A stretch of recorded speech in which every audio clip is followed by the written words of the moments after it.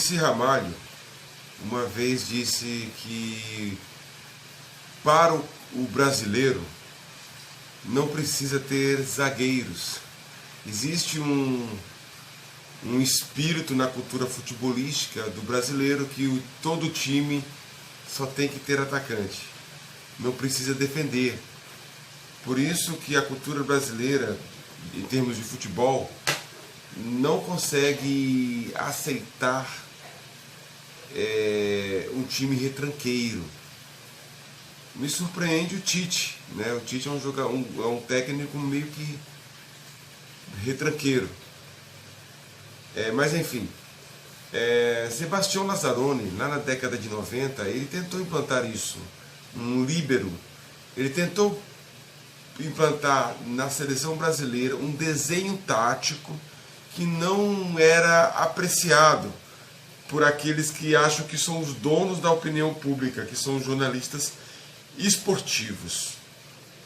O fato que o Brasil, a seleção brasileira, sofria internamente com algumas disputas internas com relação a patrocínio, a preferências pessoais. Então a seleção não chega na Itália ali focada.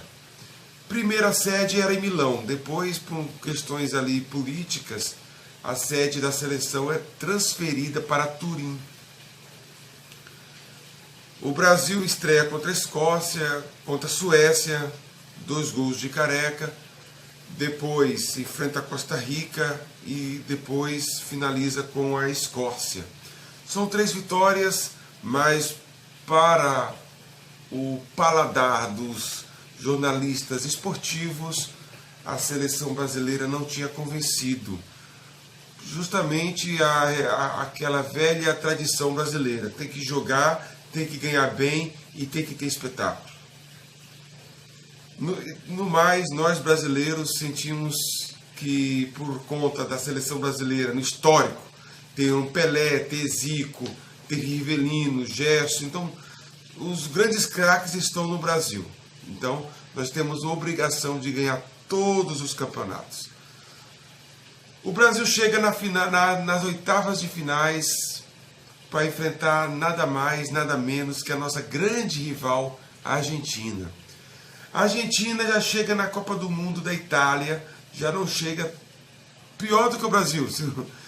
Segundo os críticos, o Brasil não estava tão bem, quanto mais a Argentina. A Argentina chega com Maradona machucado, Burruchaga machucado, e logo no jogo da estreia contra os Camarões, ela perde por 1-0.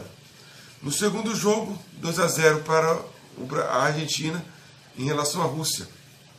Nesse jogo, a Argentina perde o goleiro Pumpido. O goleiro Pumpido, goleiro argentino, um dos melhores goleiros da América, quebra a perna.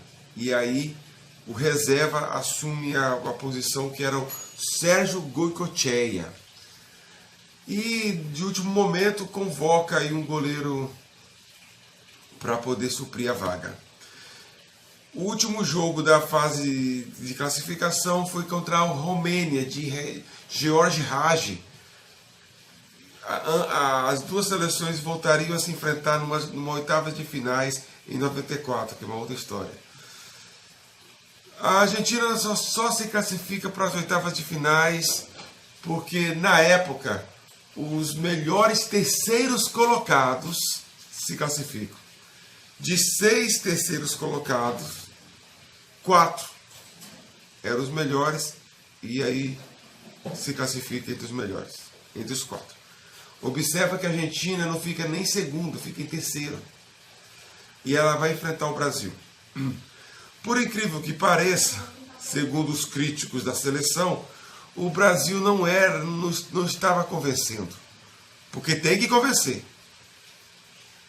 Detalhe é que contra a Argentina, a seleção brasileira joga bem. A dupla de ataque, que é Miller e Careca, estavam ali afinados. O meio de campo ali formado por Valdo,